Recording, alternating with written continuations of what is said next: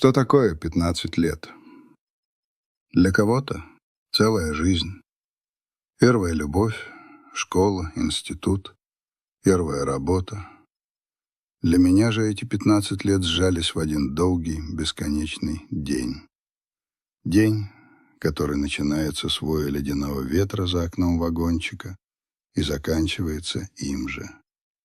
День, наполненный запахом солярки, лязгом металла и вкусом дешевого чая. День, прожитый ради одной единственной цели — вернуться домой. Но когда я вернулся, оказалось, что дома больше нет. А может, его и не было никогда. Меня зовут Иван Петрович Соколов, мне 65. И я сижу на скамейке в парке родной Калуги, в 2 шагах от дома, который стал мне чужим. Я смотрю, как осенний ветер гоняет по земле сухие листья, и пытаюсь понять, в какой момент моя жизнь, такая простая и понятная, как прямой рельс, сошла с этого пути и покатилась под откос. Память услужливо подсовывает картинку. 2010 год. Мне 50. Возраст, когда мужчина в самом соку, как говорится. Только вот сок этот из меня уже начали выжимать. Завод «Калуга-прибор», где я отрубил 30 лет инженером-наладчиком, проводил очередную оптимизацию. Слово-то какое придумали. Гладкое, обтекаемое, а по сути просто пинок под зад. Меня, как и многих других стариков, вежливо попросили на выход, сунув в руки трудовую книжку и выходное пособие, которого едва хватило на то, чтобы закрыть долги по коммуналке. Тот вечер до сих пор стоит у меня перед глазами. Я сижу на кухне нашей тесной хрущевки. За окном темнеет. На столе остывший ужин. Напротив — моя Аня, жена, с которой мы прожили душа в душу почти 30 лет. Она не плачет. Нет. Просто смотрит на меня своими большими, выцветшими от усталости глазами, и в этом взгляде столько тоски, что хочется волком выть. И что теперь, Вань? Ее голос тихий, почти беззвучный. Ипотеку платить еще 3 года. Диме на жизнь в Москве подкидывать надо. Он же не может на одну стипендию. Он мальчик у нас гордый, не попросит. Но я же знаю, Свете репетиторы нужны. В мед просто так не поступишь, сама знаешь, какие там конкурсы. Я молчу. А что тут скажешь? Я обошел полгорода. В мои 50 лет я никому не нужен. Везде сидят молодые ребята в белых рубашках, которые смотрят на мои мозолистые руки, как на музейный экспонат. Им нужны те, кто умеет кликать мышкой, а не те, кто может наладить станок с закрытыми глазами. Именно тогда, в самый темный час, и появился луч света. Или мне так показалось. Сосед по гаражу Степан, мужик простой и прямой, как лом, вернулся с очередной вахты. Увидел меня мрачнее тучи. Подошел, хлопнул по плечу. «Петрович, а что ты тут киснешь? Поехали со мной на север, в Сургут. Там наши руки и головы в цене. Да, пахать придется так, что спина треснет. Но деньги, Петрович, деньги совсем другие. За одну вахту поднимешь столько, сколько тут за год не заработаешь». Сначала я отмахнулся. Какой север? Мне 50, здоровье уже не то, давление пошаливает. Да и как я брошу Аню, детей? Я никогда от них надолго не уезжал. Но мысль, как червяк, уже точила мозг. Я сел вечером, взял листок бумаги и начал считать. Ипотека, учеба Димы, репетиторы для Светы, а еще дом, наша с Аней, заветная мечта. которую мы лелеяли всю жизнь. Мы часто представляли его, большой, добротный, чтобы у каждого была своя комната, чтобы можно было собрать всю семью за огромным столом, чтобы внуки бегали по собственному саду. Мечта, которая казалась такой же далекой, как луна. Но цифры на листке говорили другое. Если я поеду на север, если буду вкалывать как проклятый, то за несколько лет мы сможем не только совсем рассчитаться, но и построить этот дом. Мечта вдруг обрела реальные очертания. Она перестала быть просто фантазией. Она стала целью. Прощание на вокзале было как в кино про войну. Аня цеплялась за мой рукав, ее плечи дрожали. Дима, которому уже исполнилось 20, пытался держаться по-мужски, но я видел, как у него подрагивает подбородок. «Ты, батя, давай возвращайся героем», — сказал он, неловко обняв меня. Света, моя 17-летняя дочка, моя принцесса, рыдала у меня на груди, вцепившись в мою куртку. «Пап, не уезжай, ну, пожалуйста. Я не хочу никакого дома, я хочу, чтобы ты был рядом. Тише, дочка, тише», — гладил я ее по волосам. А у самого к горлу подкатывал ком. «Это ненадолго. Года 3-4, и я вернусь. Вот увидишь. Зато у нас будет свой дом, самый лучший. Ты выйдешь замуж, приведешь к нам зятя. Внуки пойдут. Нам же нужно большое гнездо, правда?» Она кивала, размазывая слезы по щекам. И я сам тогда свято верил в каждое свое слово. Первая вахта была как погружение в ад. График 60/30, 2 месяца каторги, 1 месяц дома. Жизнь в продуваемом всеми ветрами вагончике, где нас жило 4. Мороз под -40, от которого, казалось, трескаются кости. Работа на буровой с 8 утра до 8 вечера, без выходных и праздников. Руки, отвыкшие от грубого железа, мгновенно покрылись кровавыми мозолями, которые потом превратились в твердые, как камень, каллюсы. Спина, надорванная еще в молодости, ныла не переставая. По вечерам мужики глушили дешевую водку, резались в карты, травили соленые байки про жен и любовниц. Я в этом не участвовал. Я уходил в свой угол, на свою койку, доставал из-под подушки фотографию семьи и пересчитывал дни до зарплаты. Я экономил на всем. Когда другие шли в местный магазинчик, больше похожий на сарай, за сигаретами и сгущенкой, я пил пустой чай. Не покупал теплые носки, а штопал старые, пока они не превращались в решето. Каждый сэкономленный рубль был для меня не просто монетой. Это был кирпичик в стене нашего будущего дома. Первую зарплату, 120 тысяч рублей, я до сих пор помню. Я держал в руках эти деньги и не мог поверить. Это было больше, чем я зарабатывал в Калуге за полгода. Я почти все отправил жене, оставив себе лишь на самое необходимое. Когда я позвонил домой со служебного таксофона, Аня плакала в трубку от радости. «Ванечка, родной мой, я получила. Такие деньги, я глазам своим не поверила. Я сразу ипотеку за 3 месяца вперед погасила. Остальное отложила, как мы и договорились, на наш дом, в специальную шкатулку. Ты только береги себя там, слышишь? Не надрывайся сильно». Ее голос был для меня как глоток живой воды. Я терпел. Терпел холод, усталость, одиночество, тоску по дому. Я знал, ради чего. 2 суток в плацкартном вагоне я почти не спал. Сон не шел. Я лежал на своей верхней полке, слушал мерный стук колес, вдыхал знакомый ни с чем не сравнимый запах поезда, смесь угля, пота и заварной лапши, и чувствовал, как внутри меня растет и ширится волнение.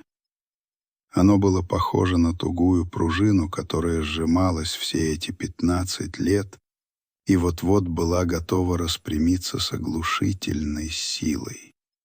Я смотрел в темное окно, где проносились редкие одинокие огоньки далеких станций, и видел не их. Я видел наш дом. Большой, 2 этажа, с черепичной крышей, как Аня описывала в одном из разговоров года 3 назад.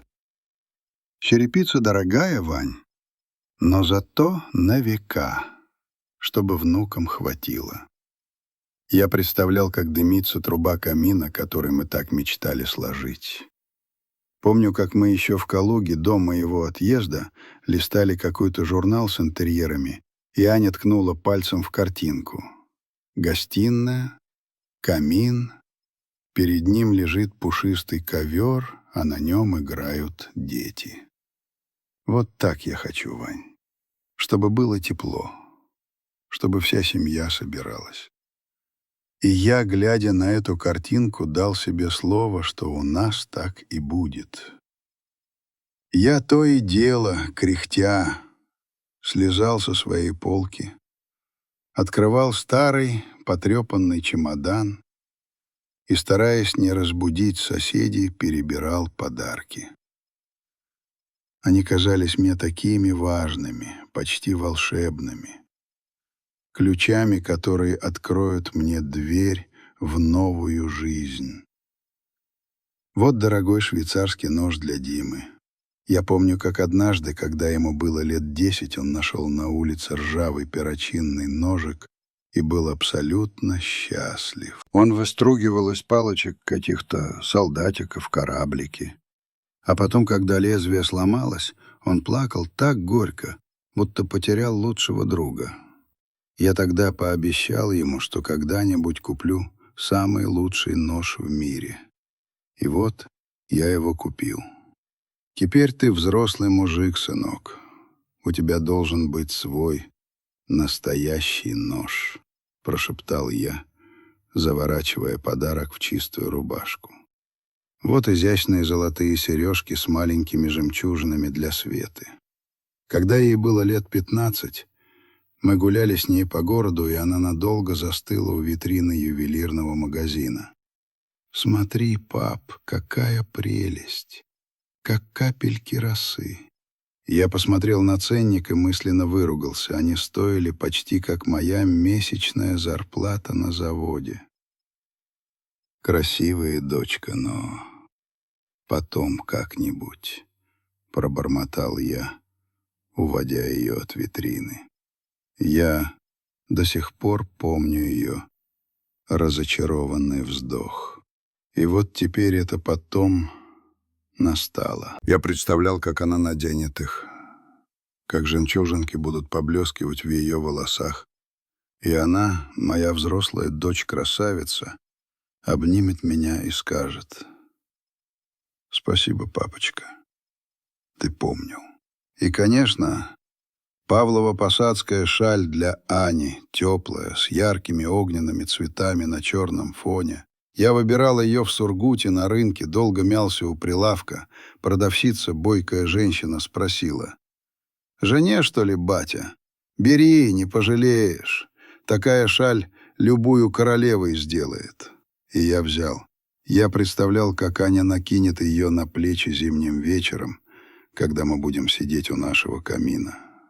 Как ее лицо, уставшее от долгого ожидания, озарится улыбкой. «Вот теперь, Анечка, ты у меня будешь королевой. Не только для меня, а для всех». Я смотрел на свои руки, узловатые, черные от въевшейся грязи, с венами, вздувшимися, как канаты. Кожа на них была сухая и грубая, как наждачная бумага. Я прятал их, когда разговаривал с людьми, но сейчас я смотрел на них с какой-то гордостью. Этими руками я построил им счастье. Каждый мозоль, каждый шрам — это кирпичик в нашем доме. Они должны это понять. Они увидят эти руки и все поймут без слов.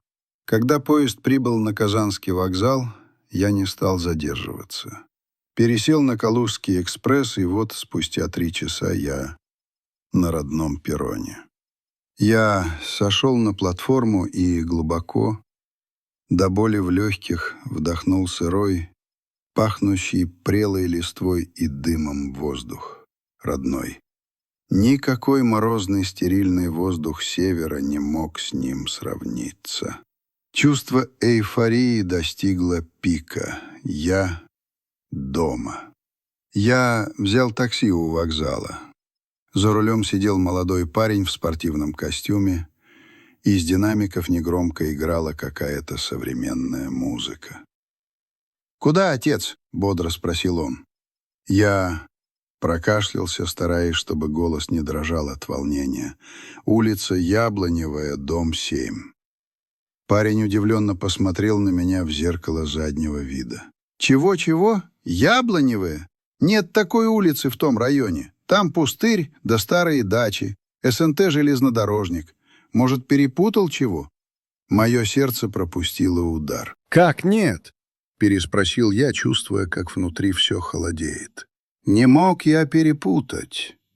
Жена говорила, новый поселок. Может, коттеджный?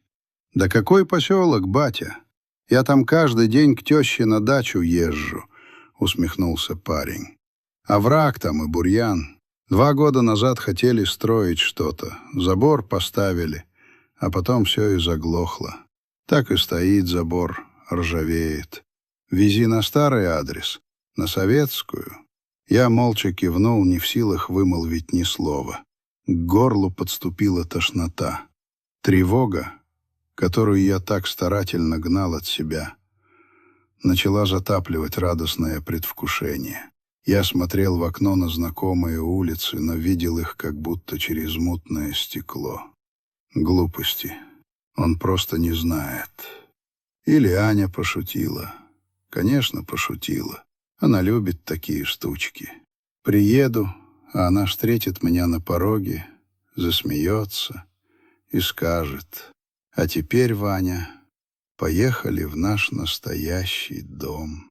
Я заставил себя поверить в это. Я цеплялся за эту мысль, как утопающий за соломинку. Такси остановилось у знакомой до боли серой 5-этажки. Я расплатился, вышел из машины и замер. Вот он, наш дом. Точнее, не наш. Тот, из которого я уезжал. 3-й этаж, 2 окна. Балкон, нелепо застекленный еще в конце 90-х. Рамы облупились, краска пошла пузырями. Ничего не изменилось. Вообще. Как будто я провалился во времени на 15 лет назад. Я медленно, как во сне, побрел к подъезду, поднялся по истертым щербатым ступеням, мимо почтовых ящиков, торчащей из них цветастой рекламой. Вот она, наша дверь, обитая выцветшим коричневым дерматином. Я помню, как сам ее обивал, когда мы только получили эту квартиру, как гордился своей работой. Моя рука замерла над кнопкой звонка. Я медлил, вслушивался в тишину за дверью. Что я там услышу? Смех? Музыку? «Ну что же ты, Ваня, ты дома, дома!» — приказал я себе и нажал. Мелодия дурацкая, пиликающая из какой-то старой Санта-Барбары, осталась той же. За дверью послышались шаги. Щелкнул замок. На пороге стояла Аня.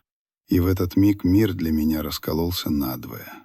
До и после. Я смотрел на нее и не узнавал. Нет, она постарела, конечно. Появились морщины, фигура оплыла, в волосах седина. Но не это было главным. Изменился взгляд. Раньше он был теплым, лучистым, полным любви. А сейчас настороженный, холодный, испуганный. В нем не было ни капли радости, только паника. Она инстинктивно пыталась прикрыть собой дверной проем, не впуская меня в мой собственный дом. Ее слова «Ваня, а ты чего не предупредил?» прозвучали не как вопрос, а как обвинение, как будто я застал ее врасплох. Не «Ванечка, родной, наконец-то», А это отчужденное «ты чего?». Я попытался улыбнуться, попытался сохранить остатки своего дурацкого праздничного настроения. Сюрприз хотел сделать. Прохрипел я, но голос меня не слушался. Я насовсем, Ань. Навсегда. Слова застряли в горле. Я вдруг почувствовал себя нелепым, непрошенным, попрошайкой у дверей чужого дома. Аня неохотно отступила в сторону, и я, перешагнув порог, оказался в прихожей, в своем доме. Но это чувство «я дома» так и не пришло. Наоборот, с каждым шагом оно испарялось, уступая место ледяному, сосущему ощущению чужеродности. Первое, что ударило в нос, — это запах. Густой, приторно-сладкий аромат женских духов, смешанный с терпкой нотой дорогого мужского одеколона. Этот запах был повсюду. Он пропитал все — старые обои, пальто на вешалке, саму атмосферу квартиры. Мой собственный запах, запах пота, дороги и севера, казался в этом благоухающем мареве грубым и неуместным. Я инстинктивно поежился, мне захотелось стать меньше, незаметнее. На вешалке рядом с Аниной демисезонной курткой висело незнакомое мужское пальто, черное, кашемировое, с идеально ровной строчкой. Рядом с ним моя старая потрепанная куртка, которую я снял и неловко держал в руках, выглядела как нищенская ветошь. Я не знал, куда ее пристроить. Повесить рядом с этим лоснящимся великолепием казалось кощунством. Из комнаты вышел Дима, мой сын. Я не видел его вживую года 4, с тех пор, как он приезжал ко мне на практику в Сургут. Тогда это был еще угловатый студент, а сейчас передо мной стоял холеный, уверенный в себе мужчина. Дорогая футболка, модная стрижка, на запястье массивные часы, которые я разглядел, когда он лениво почесал затылок. Он окинул меня быстрым оценивающим взглядом, в котором я не увидел ни тепла, ни радости, только скуку и легкое раздражение. Как будто я был камевояжером, который отвлекает его от важных дел. «О, отец, приехал». И его голос был ровным, безэмоциональным. Ни объятий, ни улыбки. Это простое слово «отец» из его уст прозвучало как официальное обращение, как гражданин Соколов. В сердце сжалось. Я смотрел на него, на своего первенца, которого когда-то носил на плечах, учил кататься на велосипеде, и не видел в нем ничего от того мальчика. Передо мной стоял чужой, лощеный господин. «Здравствуй, сынок». Выдавил я, и голос мой прозвучал глухо и сипло. Вслед за ним в коридоре появилась Света, моя дочка, моя принцесса. Она выпорхнула из своей комнаты, как бабочка, стройная, стильная, в узких джинсах и дорогом кашемировом свитере нежно-розового цвета. Ее волосы были уложены в аккуратную стрижку, на лице легкий макияж. Она была красива, как картинка из журнала. Она посмотрела на меня, и ее взгляд, быстрый, как у птички, скользнул по моему лицу, потом вниз на мой старый, перемотанный веревкой чемодан, на мои стоптанные ботинки с отклеивающейся подошвой, и я увидел, как на долю секунды ее губы брезгливо дрогнули. «Папа, а мы тебя не ждали. Это не папочка, как раньше, а это холодная, отстраненная папа». Она произнесла это не как вопрос, а как констатацию факта. как будто я нарушил какой-то негласный договор, нарушил их спокойную, устоявшуюся жизнь своим внезапным появлением. И в этом ее «мы» я впервые почувствовал угрозу. Мы — это они, а я, получается, не вхожу в это «мы». И в этот момент, как будто для завершения картины, из кухни, вытирая руки белоснежным вафельным полотенцем, вышел он. Мужчина моих лет, но выглядевший куда моложе и свежее.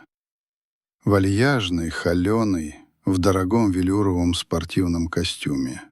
Лицо у него было сытое, довольное, с мягкими, но неприятными чертами. Он смерил меня с головы до ног медленным, оценивающим взглядом хозяина, который обнаружил на своем персидском ковре грязные следы. Не обращая на меня больше никакого внимания, он подошел к Ане, по-хозяйски обнял ее за плечи и поцеловал в висок. Я замер. Воздух застрял у меня в легких. Я смотрел на эту сцену, на то, как рука этого мужчины лежит на плече моей жены, на то, как она, моя Аня, покорно склоняет голову, и мир вокруг меня начал расплываться. «Анечка, у нас чай остынет». «О, а это кто пожаловал?» — спросил он с ленивым, почти театральным любопытством, будто только сейчас меня заметив. «Это Иван, мой муж», — выдавила из себя Аня, не поднимая глаз. Ее голос был едва слышен. Многозначительно протянул мужчина, и на его сытом лице расплылась неприятная понимающая ухмылка. «Виктор, можно просто Витя. Старый друг семьи, так сказать. Наслышан. Проходите, Иван Петрович, не стесняйтесь. Гостем будете. Гостем. В собственном доме». Это слово ударило меня как обухом по голове. Я стоял посреди прихожей, оглушенный, держа в руках свою старую куртку и чемодан. Они смотрели на меня. Моя жена, мои дети и этот чужой мужик. И я с ужасающей ясностью понял, что в этой четверке лишний именно я.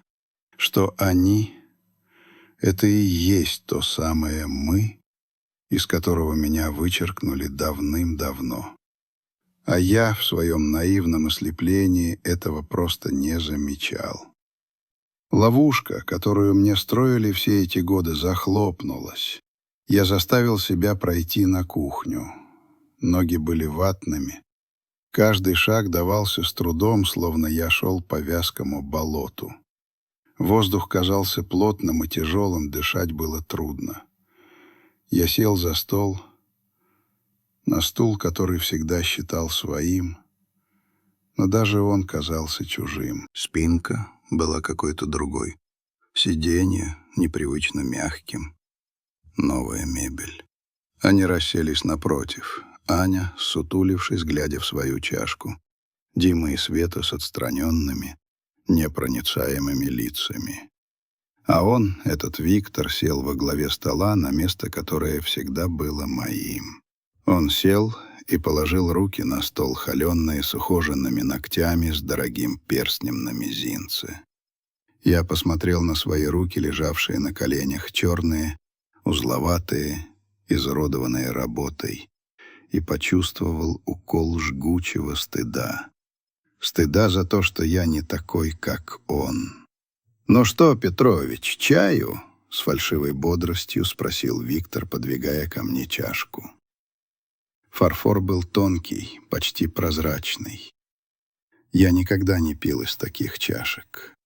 На севере мы пили из железных кружек. Я молчал.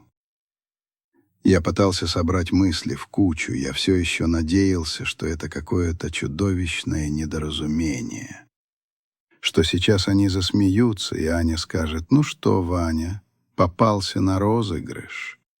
«А где дом?» — спросил я, и мой голос прозвучал глухо и чуждо. Мне казалось, что это говорю не я, а кто-то другой, сидящий внутри меня. Аня вздрогнула, Виктор хмыкнул и взял со стола самое большое, самое красивое пирожное с кремовой розочкой. «Какой дом, Петрович?» — спросил он с аппетитом, откусывая кусок. Крем остался у него на губах, и он небрежно слезал его языком. «Нет никакого дома. Деньги имеют свойство заканчиваться, знаешь ли. Особенно, когда жизнь дорогая. А жить хочется хорошо. Правда, Анечка?» Он подмигнул моей жене, моей Ане. А она лишь слабо улыбнулась ему в ответ. И эта улыбка, покорная, заискивающая, окончательно убила во мне последнюю надежду. «Как нет?» Я перевел взгляд с нее на него, потом на детей. «Аня, ты же говорила. Фундамент. Стены, крыша. Мы же копили». «Ну, говорила», — буркнула она, не поднимая глаз и ожесточенно ковыряя ногтем скатерть. «Мало ли, что я говорила. Жить-то надо было как-то, детей поднимать». «Поднимать детей?» Я задохнулся от возмущения. «Я их поднимал. Я. Каждая копейка, которую я вам слал, была полита моим потом. Вы что? Вы все потратили?» И тут Виктор, доживав пирожное и облизав пальцы, поднял свою чашку с чаем. «А давайте-ка, друзья, выпьем за возвращение нашего кормильца. Спасибо тебе, Иван Петрович, от всей нашей большой и дружной семьи. Не дал пропасть все эти годы. Настоящий мужик, не муж, а спонсор». Он подмигнул Диме, и тот криво усмехнулся. Света демонстративно отвернулась к окну, разглядывая что-то во дворе. Слово «спонсор» ударило меня под дых, выбив остатки воздуха. Я смотрел на их лица и видел перед собой стаю, сытую, довольную, сплоченную стаю, которая только что сожрала свой обед и теперь с ленивым любопытством разглядывала пустую обертку. И этой оберткой был я. Горячая, мутная волна ярости поднялась из глубины живота, затопила грудь, ударила в виски. «Какой спонсор?» Я вскочил, опрокинув стул. Грохот заставил всех вздрогнуть. «Я вам не спонсор. Я отец. Я муж. Я 15 лет гробил свое здоровье на этом проклятом севере, чтобы у вас все было. Чтобы у тебя, Дима, было образование в твоей Бауманке. Чтобы ты, Света, на машине ездила, а не в троллейбусе тряслась. Чтобы у нас дом был, куда вы своих детей приведете». Я переводил взгляд с одного на другого, но видел только каменные лица. «А где ты был все эти 15 лет?» — вдруг ледяным тоном спросил Дима. Он, наконец, поднял на меня глаза, и в них не было ничего, кроме холодного презрения. «Тебя не было, когда я школу заканчивал. Тебя не было, когда мне нужен был совет перед первой сессией. Тебя не было, когда я влюбился в первый раз. Ты просто присылал деньги. Думал, этого достаточно? Думал, можно купить себе право называться отцом? Ты нас бросил», — тихо, но отчетливо добавила Света, не глядя на меня. «А теперь приехал права качать. Мы как-то без тебя научились жить. Виктор Павлович нам помогал. Не деньгами, а просто был рядом, в отличие от тебя». «Виктор Павлович?» Этот хмырь, который, я был уверен, младше меня, для моей дочери стал Виктором Павловичем? А я для них кто? Просто папа, от которого пахнет поездом и которого они стесняются. «Помогал!» — я задохнулся от возмущения. «Да он на мои деньги вам помогал. На деньги, которые я зарабатывал, пока вы тут пирожные жрали. Хватит!» — рявкнул Виктор и тоже поднялся. Он был ниже меня ростом, но шире в плечах, и от него веяло уверенной бандитской силой. «Ты, отец, рамсы не путай. Ты кто такой тут? Ты тут никто. Квартира на Анне Сергеевне. Дети взрослые. У тебя здесь ничего нет. Так что собирай свой чемодан и проваливай, пока по-хорошему просят». Он шагнул ко мне. Я смотрел ему в глаза и не мог поверить в происходящее. Я посмотрел на Аню, ища поддержки. «Аня!» — прошептал я. Она подняла на меня затравленный, несчастный взгляд и прошептала: «Ваня, уходи, пожалуйста. Не устраивай скандал. Соседи услышат». Соседи. Ее волновали соседи. Не я, не моя разбитая жизнь, а то, что скажут соседи. Это был последний удар. Она просила уйти меня. Не его, а меня. «Я не уйду», — прохрипел я. «Это и мой дом. Я за него ипотеку платил». «Заплатил, и молодец», — Виктор схватил меня за локоть железной хваткой. «А теперь на выход». Он потащил меня в прихожую. Я упирался, но силы были неравны. 15 лет на севере высосали из меня все соки. А этот, видимо, в спортзалах пропадал, на мои же деньги. «Сволочи! Предатели!» — кричал я, пытаясь вырваться. «Вы мне все вернете, каждую копейку!» Дима и Света стояли в дверях кухни и молча смотрели, как этого чужого, кричащего старика выволакивают из их квартиры. Ни один мускул не дрогнул на их лицах. Они смотрели на меня, как на досадное недоразумение, как на пьяного дебошира, который портит им вечер.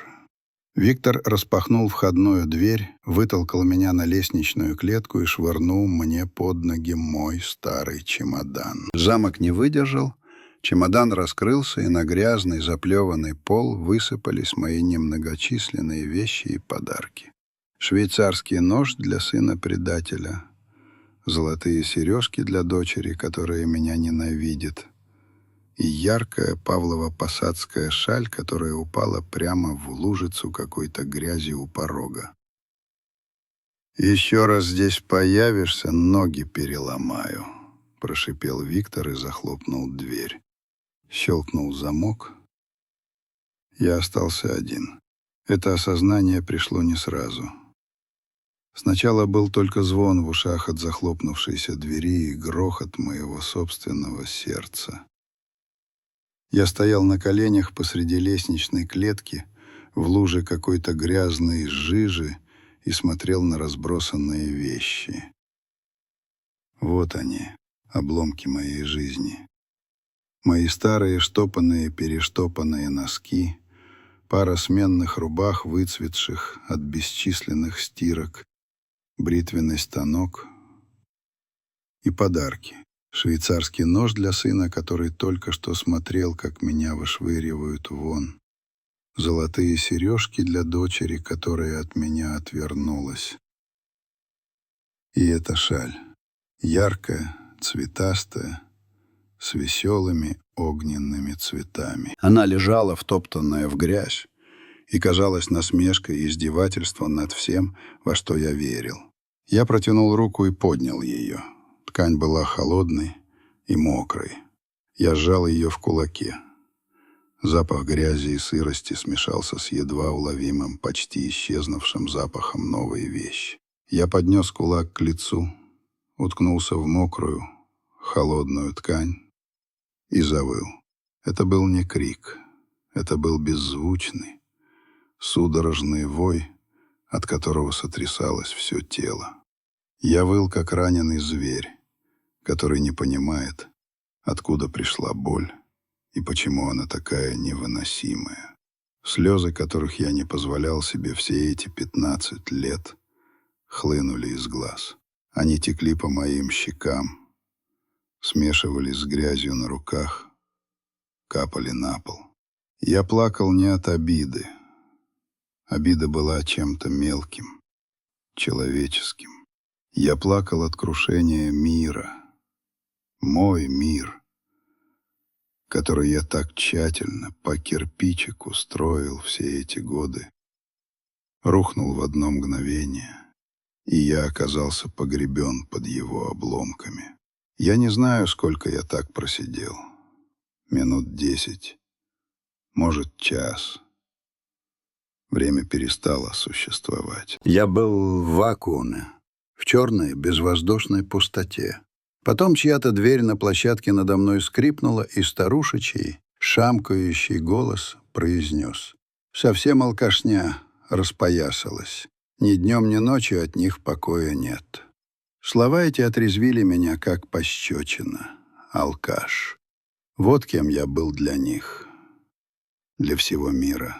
Старый, грязный, плачущий на лестнице алкаш. Я с трудом поднялся на ноги. Колени дрожали. Я кое-как трясущимися руками начал собирать свои вещи. Запихнул их обратно в развалившийся чемодан. Шаль я не выпустил из кулака. Я скомкал ее и сунул в карман куртки. Она лежала там холодным, мокрым комком, как мертвое сердце моей мечты. Я спустился по лестнице, держась за перила. Каждый шаг отдавался болью во всем теле. Я вышел из подъезда. Город, в котором я родился и вырос, встретил меня равнодушными, слепыми огнями фонарей. Было уже темно. Холодный октябрьский ветер пробирал до костей. Я побрел по улицам, не разбирая дороги. Ноги сами несли меня. Сцена 2. Парк теней. Я очнулся в парке. В том самом, где когда-то гулял с молодой Аней, держа ее за руку. Где катал на санках маленьких Диму и Свету. Вот под этим дубом мы прятались от летнего ливня. А на этой скамейке я впервые сказал Ане, что люблю ее. Теперь скамейка была пустой, мокрой от дождя. Я опустился на нее. Воспоминания нахлынули с новой чудовищной силой. Но теперь это были не светлые мечты, а пыточные инструменты. Каждое воспоминание было пропитано ядом лжи. Вот я на буровой в -50 меняю замерзший клапан. Руки в тонких перчатках уже не слушаются, я их не чувствую, но я продолжаю работать, потому что за срочность обещали премию. А премия — это новые сапоги для Светы. Я представлял, как она будет радоваться, а она в это время, наверное, сидела в теплой квартире с этим Виктором Павловичем и смеялась. Вот я лежу в вагончике с температурой под 40. Воспаление легких. Врача нет, до ближайшего поселка 100 километров по бездорожью. Я пью горячую воду с медом, который привез из дома, и заставляю себя жить. Я шепчу себе: «Не смей умирать, Ваня. Ты нужен им. Диме нужно платить за съемную квартиру в Москве, а Дима, наверное, в это время сидел в модном кафе, пил кофе и рассказывал друзьям, какой у него отец чудак, который где-то на севере зашибает бабло. Вот мой 60-летний юбилей. Я один в своей комнатушке. Купил в местном ларьке маленький заветренный тортик, воткнул в него одну свечку. Прошептал сам себе: «С днем рождения, Ваня!» И задул ее, а потом сидел и плакал, глядя на их фотографию. В тот вечер Аня позвонила и сказала, что им срочно нужны деньги на непредвиденные расходы по дому. Я отправил им все, что у меня было. А они, наверное, в этот день устроили шикарный ужин с шампанским и пили за мое здоровье. За здоровье своего спонсора. Каждое воспоминание было как удар раскаленным кнутом. И с каждым ударом я все яснее понимал, какой же я был слепой, непроходимый, космический идиот. Я сам своими руками вымостил им дорогу в сытую, комфортную жизнь. Я сам научил их тому, что любовь можно измерить в денежных переводах. Я сам превратил себя в функцию, в безликий банкомат. И теперь я удивляюсь, что пустую, бесполезную оболочку выкинули на помойку. Сцена 3. Вокзал для одного. Ночь я провел на вокзале. Я нашел самый темный угол в зале ожидания и забился в него. Рядом со мной спали на лавках такие же бездомные неприкаянные люди. От них пахло немытым телом, перегаром, отчаянием. Я вдыхал этот запах и понимал, что теперь я один из них. У меня нет дома, у меня нет семьи, у меня нет ничего. Ко мне несколько раз подходили полицейские, молодые, сытые ребята в чистой форме. Они светили мне в лицо фонариком, грубо трясли за плечо. «Эй, папаша, документы!» Я молча доставал из кармана паспорт с калужской пропиской. Они удивленно смотрели на штамп, потом на меня, пожимали плечами и уходили. Я был Дионис загадкой. Бомж с пропиской. Под утро, когда холод стал совсем невыносимым, я вышел на привокзальную площадь. Меня всего трясло. Не от холода, от бессилия. Я чувствовал себя выжатым, выпотрошенным, пустой оболочкой. Будущего не было. Было только прошлое, которое душило меня. И тут кто-то тронул меня за плечо. «Петрович, ты, что ли?» Я медленно обернулся, как старый ржавый механизм. Передо мной стоял Степан, мой сосед по гаражу. Тот самый, что когда-то и сагитировал меня на север. Он тоже постарел, осунулся. Но глаза смотрели по-прежнему живо и по-доброму. Он посмотрел на меня, на мой развалившийся чемодан, на мое серое, опухшее от слез лицо, и все понял без слов. Он не стал задавать глупых вопросов. «Так, поехали ко мне», — сказал он твердо, беря меня под руку. Его хватка была сильной, уверенной. Жена щей наварила, горячих. «Пошли, Петрович, пошли». Я позволил ему увести себя. В тот момент у меня не было сил даже на то, чтобы сопротивляться. Я шел, спотыкаясь, опираясь на его плечо, и чувствовал, как что-то внутри меня, какая-то последняя, самая тонкая ниточка, связывавшая меня с жизнью, натянулась и зазвенела. Она еще не порвалась. Квартира у Степана была маленькой, но по-настоящему живой. Она пахла недорогими духами, а свежеиспеченным хлебом, сушеными травами и чем-то неуловимо домашним, уютным.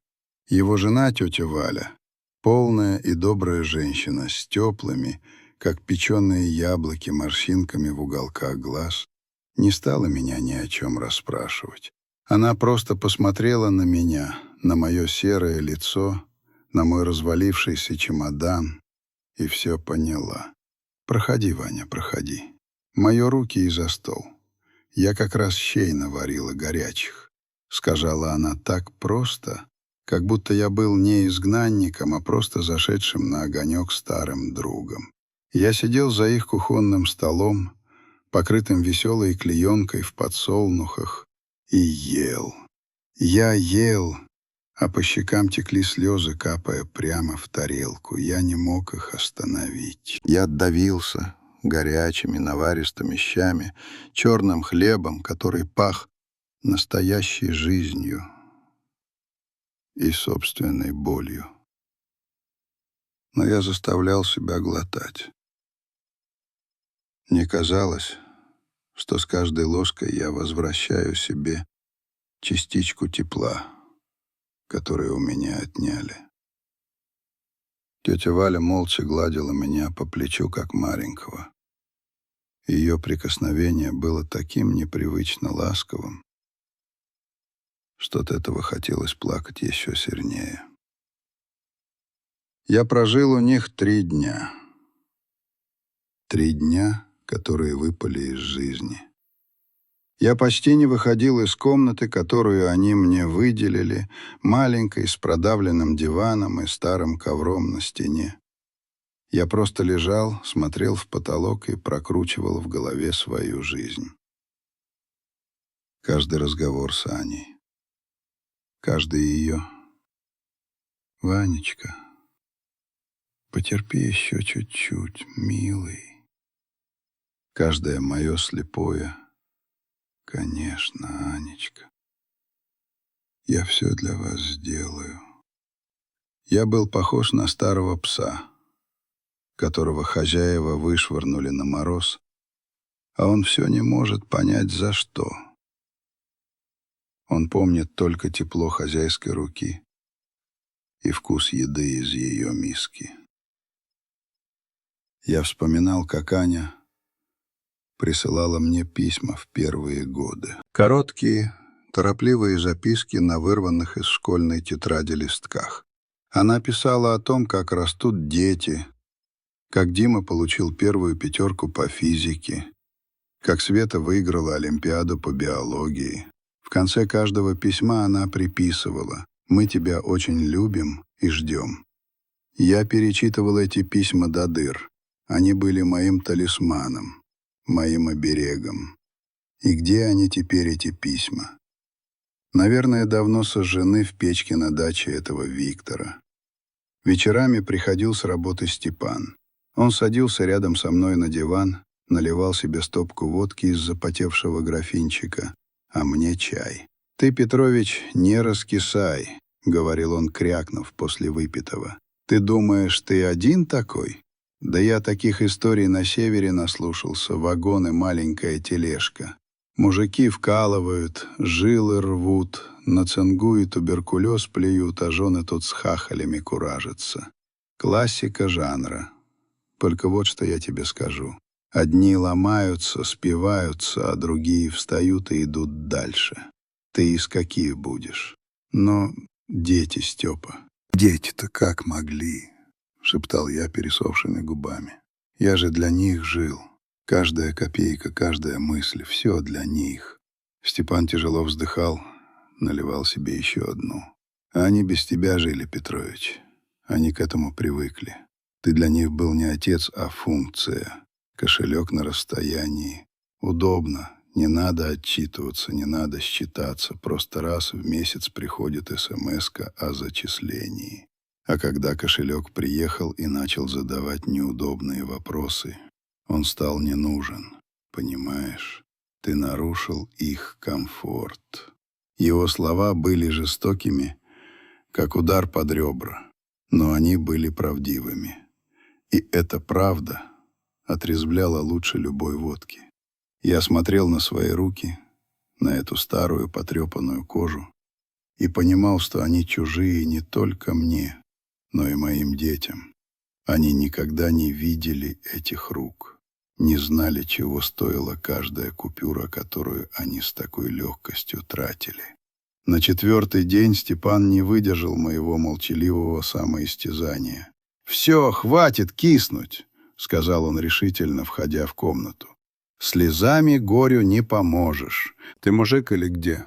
Она тебя обчистила до нитки, а ты тут сопли на кулак мотаешь.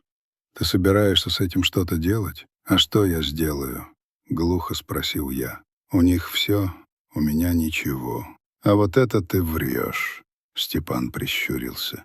«Я тебя 15 лет знаю. Ты же у нас Плюшкин был. Каждую бумажку, каждую квитанцию в папочку складывал. Говорил, для отчетности перед самим собой. Ну что, сохранилась твоя отчетность?» И тут меня как током ударило. Папка. Моя старая потрепанная папка из кожзаменителя, которую я таскал с собой по всем вахтам, по всем вагончикам. Я вскочил, бросился к своему чемодану, который так и стоял неразобранным в углу. Открыл его, начал лихорадочно рыться в старом белье. Вот она, моя папочка, лежит на самом дне, как сокровище. Я вытащил ее, положил на стол, дрожащими руками развязал тесемки.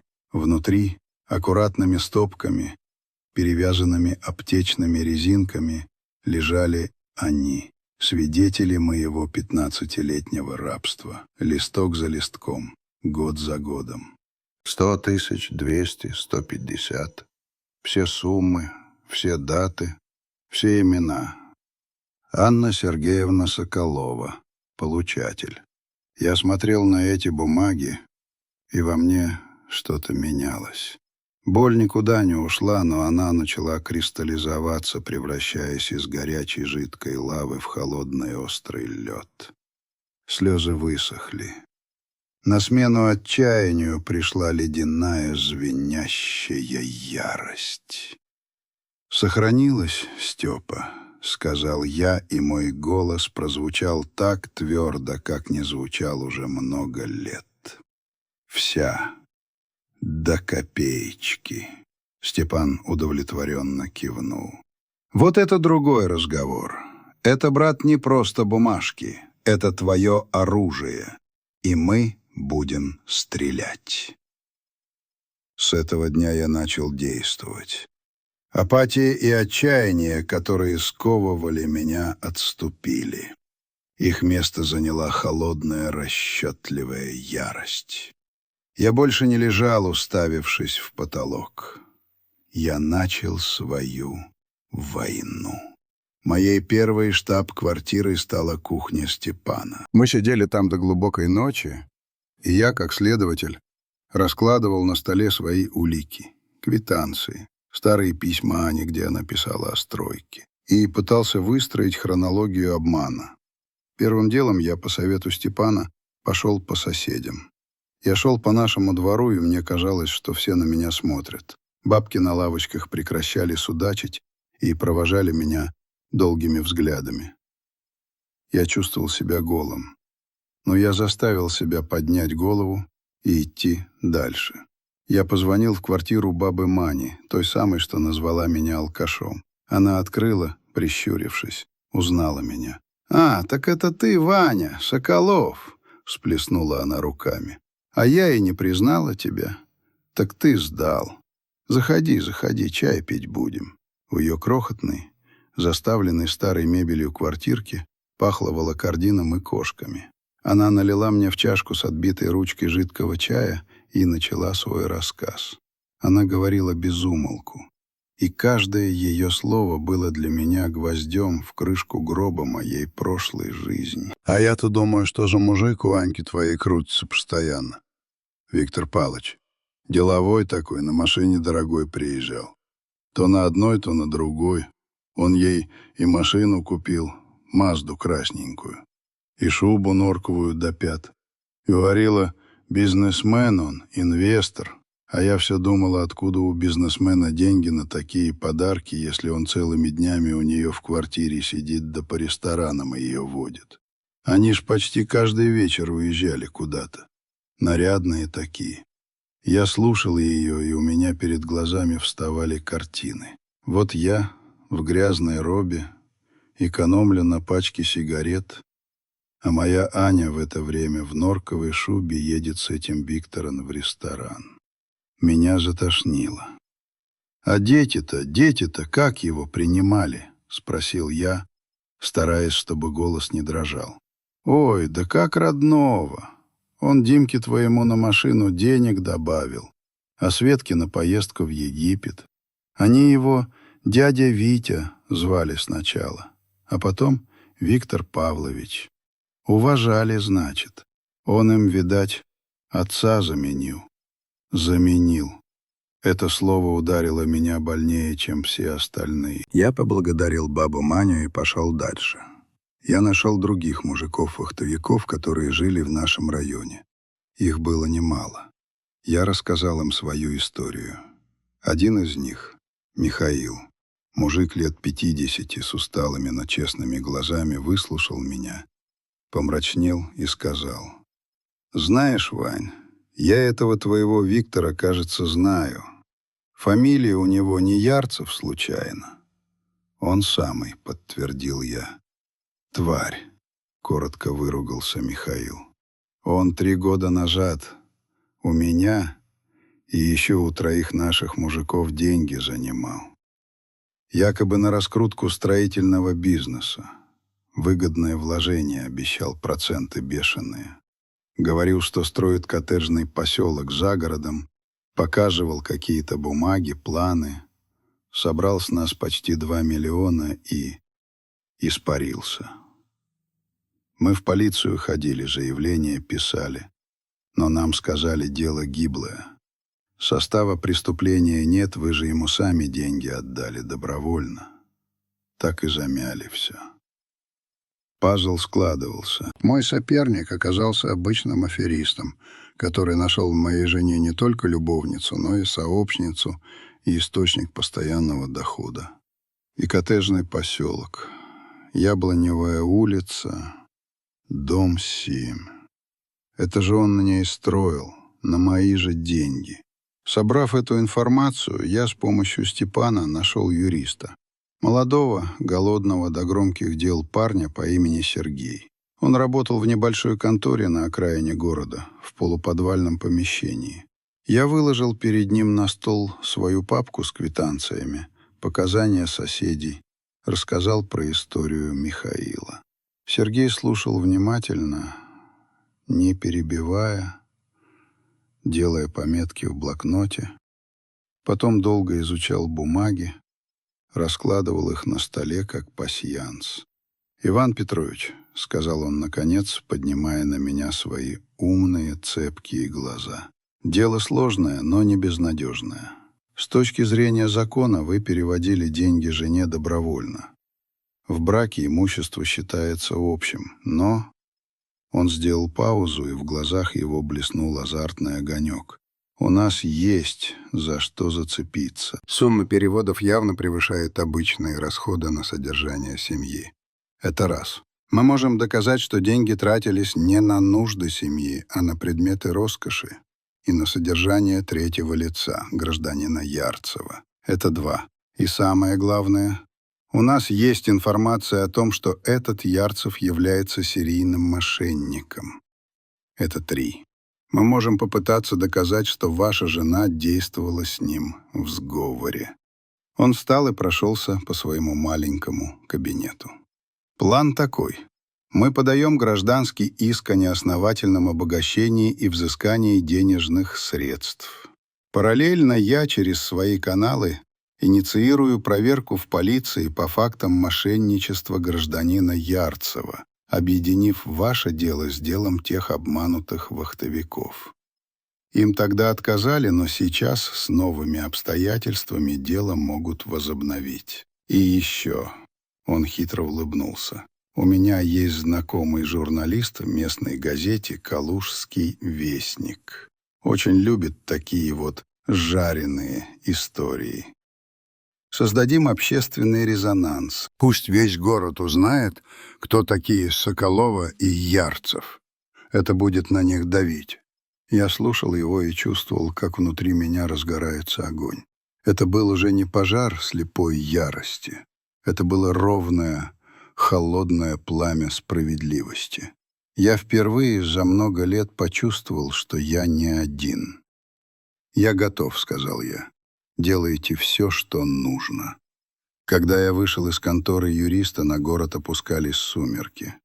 Я шел по улице и впервые за последние дни не чувствовал себя жертвой. Я чувствовал себя бойцом, который готовится к своему главному сражению. Я больше не хотел вернуть деньги. Я хотел вернуть себе имя, свое достоинство. Я знал, что битва будет долгой и грязной. Они будут лгать, изворачиваться, поливать меня грязью. Но я был готов. В моем старом чемодане лежало 15 лет моей жизни. И я заставлю их ответить за каждый прожитый мной день, за каждую мою слезу, за каждый мой заработанный потом и кровью рубль. Война только начиналась. Через неделю после моего визита к юристу в местной газете «Калужский вестник» вышла статья на полполосы с кричащим заголовком «15 лет северного рабства. Исповедь обманутого вахтовика». Журналист, знакомый Сергея, не поскупился на эпитеты. Он описал мою историю, не называя имен, но так, что любой, кто знал нашу семью, все понимал без труда. Он писал о жене, живущей на широкую ногу, о приближенном к семье бизнесмене с сомнительной репутацией и о детях, забывших об отцовском долге. Статья взорвала наш тихий город. Степан, придя с работы, с порога начал рассказывать, что в очередях, в магазинах, на рынке только и разговоров было, что об этом. Тетя Валя, вернувшись из поликлиники, добавила, что слышала, как две медсестры в регистратуре шептались: «Это ж про Соколовых с 3-го подъезда. Я всегда думала, что Анька это нечиста на руку. Мужик на севере корячится, а она тут в соболях рассекает».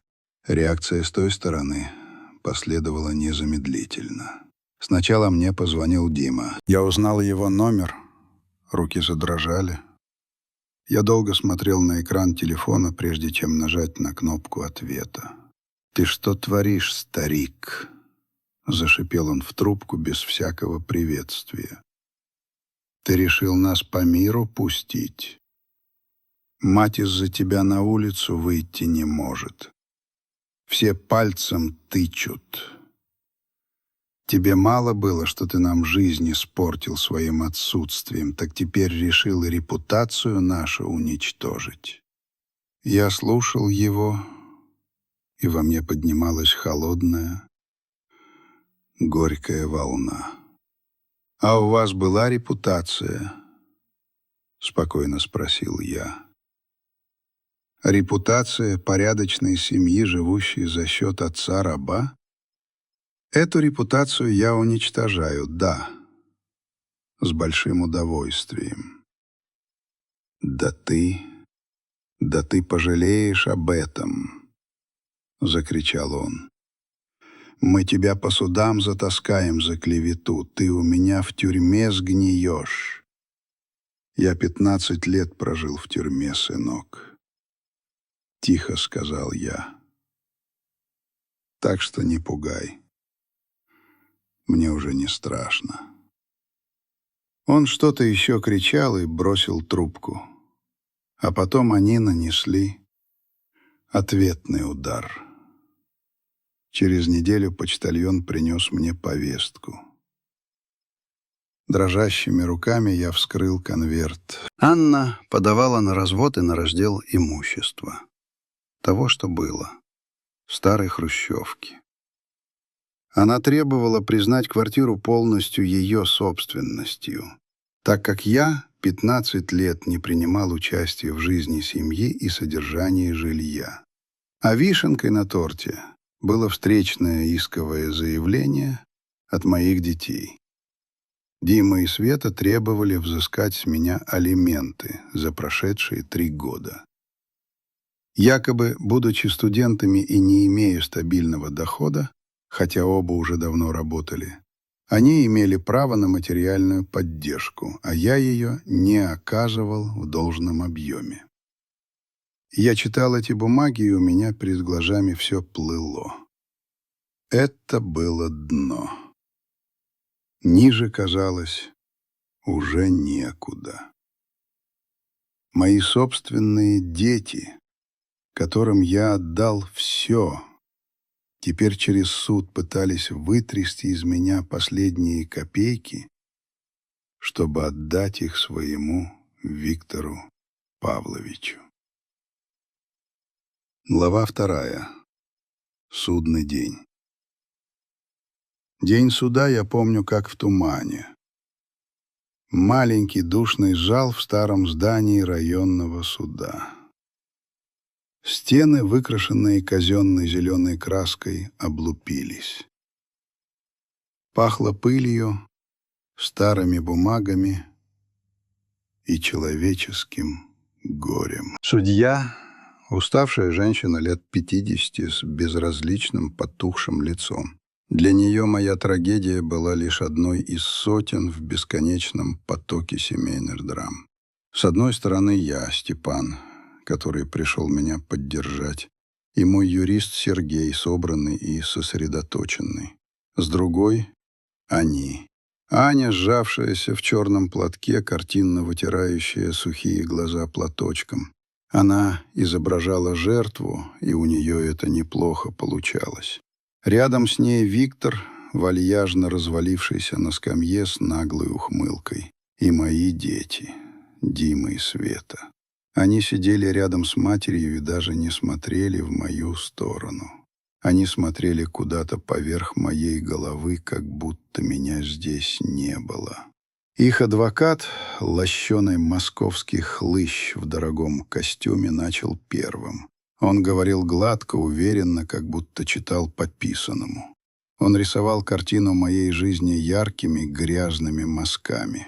Говорил, что я был плохим отцом, что сбежал от ответственности на север, что откупался от семьи деньгами, как от надоедливой обязанности. Что я никогда не интересовался их жизнью, не приезжал на дни рождения, не был рядом в трудную минуту. «Моя подзащитная Анна Сергеевна Соколова», — вещал он, патетически взмахивая рукой, все эти годы одна несла на своих хрупких женских плечах бремя воспитания детей.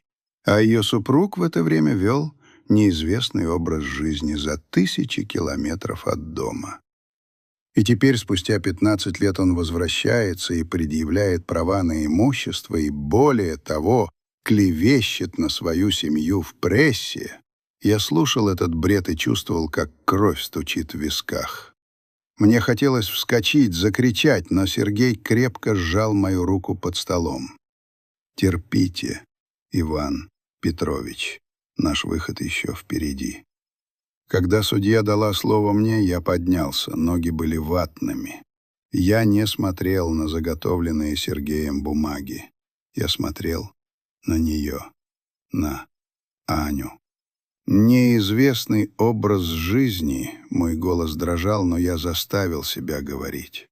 Я расскажу вам про этот образ жизни, ваша честь. Это когда в минус 48 ты лезешь на обледенелую вышку, потому что надо, потому что дома ждут денег.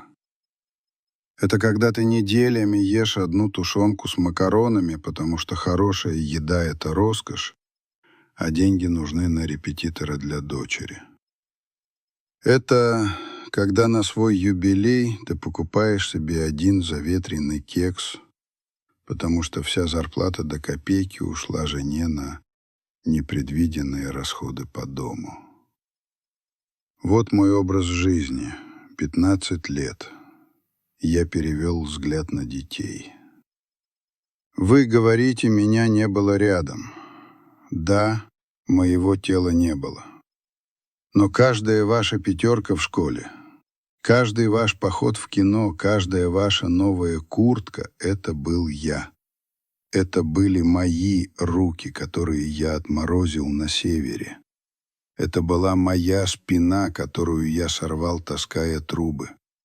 Это были мои глаза, которые слепли от сварки. Я был с вами.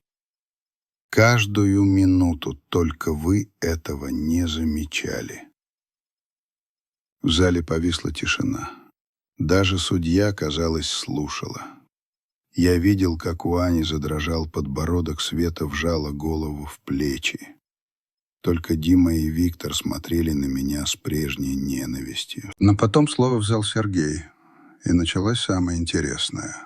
Он методично, один за другим, предъявлял суду доказательства. Мою папку с квитанциями на общую сумму, от которой у судьи округлились глаза. Показания соседей, показания Михаила и других вахтовиков, обманутых Ярцевым. Он зачитал выписки с банковских счетов, где было видно, как сразу после моих переводов огромные суммы снимались наличными или переводились на счета, принадлежащие фирмам-однодневкам, связанным с Ярцевым. А потом он вызвал свидетеля. В зал вошла молодая девушка, которую я никогда не видел. Представьтесь, пожалуйста. Марина Воробьева. Я работала кассиром-операционистом в банке, куда приходила Анна Сергеевна. Тихо сказала она. Вы помните гражданку Соколову? Да. Она приходила почти каждый месяц. Снимала очень крупные суммы, наличными. Она была одна? Нет. Почти всегда ее сопровождал вот этот гражданин. И она кивнула на Виктора. Они всегда были вместе. Он ждал ее у кассы. Иногда они вместе уезжали на ее машине. У Виктора с лица сползла ухмылка. Адвокат Ани вскочил, начал кричать что-то про клевету, про то, что это не имеет отношения к делу, но было поздно. Картина прояснилась окончательно. Суд не вынес решения в тот день. Судья объявила перерыв на месяц для изучения материалов дела. Но я уже чувствовал, что победа будет за мной. Неполная, возможно. Юридическая машина неповоротлива. Но главную битву я уже выиграл. Глава 3. Жизнь после смерти. Прошло полгода, суды еще идут. Сергей говорит, что мы отсудим как минимум половину стоимости квартиры и сможем доказать факт неосновательного обогащения на крупные суммы. Ярцевым занялась полиция, и, кажется, ему светит реальный срок по статье за мошенничество в особо крупном размере. Я больше не живу у Степана. Снял себе маленькую комнатку в общежитии на окраине города. Нашелся с мужиками, с которыми работал на севере. Организовали свою маленькую строительную бригаду, делаем ремонты. Денег немного, но на жизнь хватает. Я научился жить по-новому. Научился покупать еду на один день. Научился радоваться простым вещам. Горячему чаю, хорошей погоде, удачно положенной плитке. Я сижу на той же скамейке, в том же парке. Осень сменилась зимой, зима — весной. Деревья покрылись молодой, клейкой листвой. Я смотрю на тот же дом, где когда-то жил, но больше не чувствую боли. Только пустоту и легкую, светлую грусть. Как по умершему, которого ты когда-то любил, но уже отплакал. Со мной они больше не общаются. Я для них умер. А может, я для них никогда и не был живым. Я не знаю, что будет дальше. Верну ли я деньги? Увижу ли я когда-нибудь внуков? Но я знаю одно. Я больше не тот сломленный, раздавленный старик, который выл от бессилия на вокзале. Я Иван Петрович Соколов. Человек, который 15 лет строил дом для своей семьи. И пусть этот дом оказался карточным, Я нашел в себе силы не быть погребенным под его обломками. Я выпрямляю спину, чувствуя, как теплое весеннее солнце греет мое лицо. Впереди новая жизнь. Короткая, может быть, непростая, но моя. И на этот раз я проживу ее только для себя. Я получил на это право.